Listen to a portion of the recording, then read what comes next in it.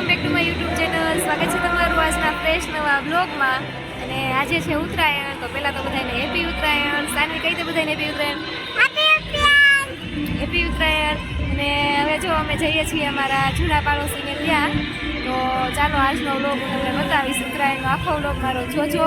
અને આજે બધાને એક રિક્વેસ્ટ છે મિત્રો કે સવારના 8 તો હવે વાગી ગયા છે, એટલે સવારના હવે તો 11 વાગી ગયા છે, બપોર થવા આવી છે. પણ પક્ષીઓને જ્યારે ચણ લેવાનો સમય થાય એટલે કે સવારના 8 અને સાંજે 6 વાગ્યા પછી પક્ષીઓ ચણ લેવા જાય છે. તો આ સમય દરમિયાન આપણે પતંગ ન ચગાવી અને પક્ષીઓને ચણ લઈને ઘરે પાછા જતા હોય છે, તો એનું એ બાને આપણે રક્ષણ કરીએ. તો બધાને મારી રિક્વેસ્ટ છે કે સાંજના 6 વાગ્યા પછી કોઈ પતંગ ન ચગાવે અને કબૂતરોની રક્ષા કરીએ. અને ક્યાંય તમને કબૂતરો ઘાયલ જોવા મળે તો આપણે જીવદયાના નંબર છે જ તે, એ બધા નંબર ઉપર કોન્ટેક્ટ કરે મિત્રો. તો મિત્રો હવે તુષાર ગાડી કાઢી રહ્યા છે, મમ્મી પપ્પા ભાઈ ત્રણેય ઊભા છે. તો ચાલો મિત્રો હવે અમે જઈએ છીએ. અને આજની ઉત્તરાયણ જો તમને બતાવી દઉં, ફુગા ચગાવે છે બધા. કા હાલો મમ્મીની બેહી ગયા, હાલો આપણે બેહી જાય પહેલાં. તો ફ્રેન્ડ્સ હવે અમે પહોંચી ગયા છીએ અમારા પ્રિયંકામાં, જે પાડોશી છે અમારા નણંદબા જે છે એની ઘરે. અને જો એને જમવાનું બધું તૈયાર કરી રાખ્યું છે. પૂરી છે, ઈદડા છે, ખમણ છે, મઠ્ઠો છે, અને આમાં શાક દાળ ભાત છે, આમાં સંભારો કાચું દાળ ભાત ને એવું છે. એટલે તૈયાર એ થાળી કરી રાખી છે. પણ હવે પતંગ ચગાવવાવાળા નીચે આવે ત્યારે જમવા બેસી. કા અને સાનવી તો જો જમવાય બેસી ગઈ છે. સાનવી સાનવી શું ખાય છે? ઈદડું. તો ફ્રેન્ડ્સ હવે 3 વાગી ગયા છીએ અને અમે આવ્યા છીએ અમારા જૂના ધાબા ઉપર. તો હું તમને બતાવી દઉં, અહીંયા પહેલાં અમે રહેતા અમારા સાસુની, મેરેજ પછી તો આસ્થામાં જ રહેવા માંડ્યા છીએ. મેરેજ થયા ત્યારે આસ્થામાં જ હતા. પ્રિયંકા પેલેસ છે, વરાસા વિસ્તારમાં આવેલું છે, અને અહીંયા પહેલાં રહેતા, એટલે અહીંયા અમે આવેલા છે. જમીન હવે ચડી ગયા છે ધાબે, અને તમે જોઈ શકો છો કે બધા પતંગ ચગાવે છે.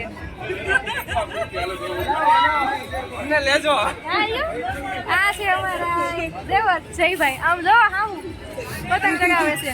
હેપી ઉત્તરાયણ.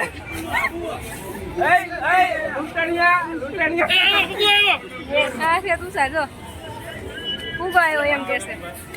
બેક કેમેરાથી બતાવી દઉં. જો આ છે અમારા સુરતની ઉત્તરાયણ. સાનવી તાર પપુડું વગાડ તો આમાં વગાડ. આજ તો સાનવી ભૂતી નથી. કા સાનવી? આ છે તુષારનું ફ્રેન્ડ સર્કલ આખું.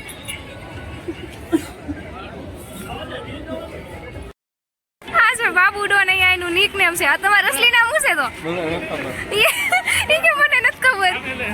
અને આ છે અમારા સ્પેશિયલ છત્રી વાળા ભાઈ. બહુ તડકો લાગતો લાગે તમને? બહુ તડકો લાગે છે? અને આખું તુષારનું ફ્રેન્ડ સર્કલ છે.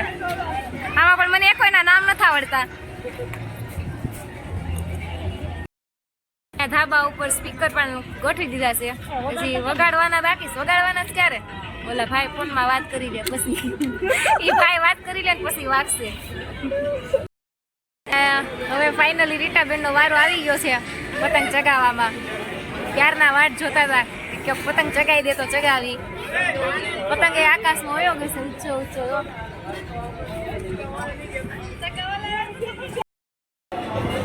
તો ફાઇનલી હવે મિત્રો અમે આવી ગયા છીએ અમારા ઘરે, એટલે કે આસ્થા રેસિડેન્સીમાં.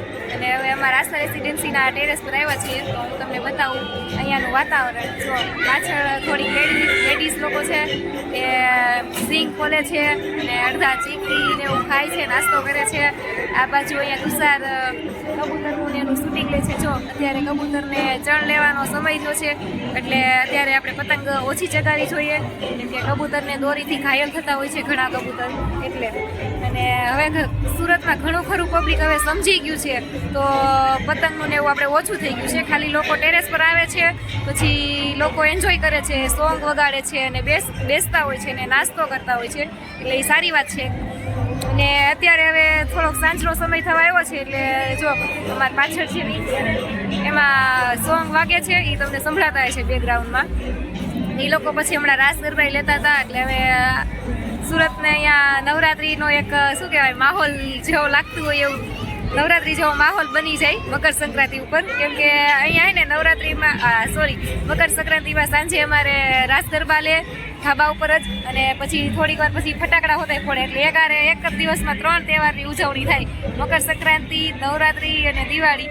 તો મને હે ને સુરતની મકર સંક્રાંતિ કરવી બહુ ગમે. આ વખતે નકર મારે હોસ્પિટલમાં 3 દિવસની રજા હતી, પણ તોય હું હે ને મકર સંક્રાંતિ કરવા ગામડે નહોતી ગઈ. મેં કીધું મારે સુરતની જ મકર સંક્રાંતિ કરવી છે, મને અહીંયા સુરતમાં જ બહુ મજા આવે એટલે.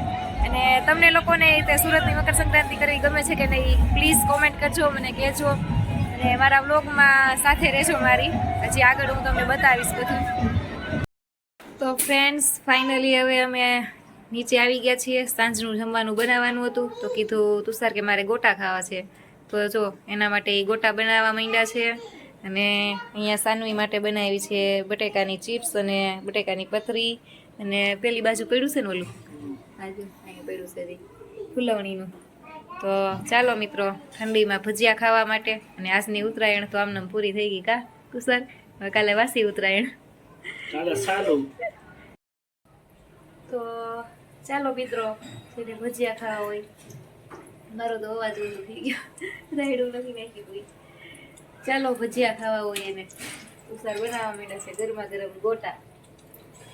શું કેવું છે તુષાર તમારું? ગોટા ઠંડીમાં ખાવ ગોટા. ચાલો ભજીયા ખાવા હોય. અને આજનો બ્લોગ અહીંયા પૂરો કરું છું, અને હવે મળીશું એક નવા બ્લોગ સાથે. તો ત્યાં સુધી આવજો મિત્રો.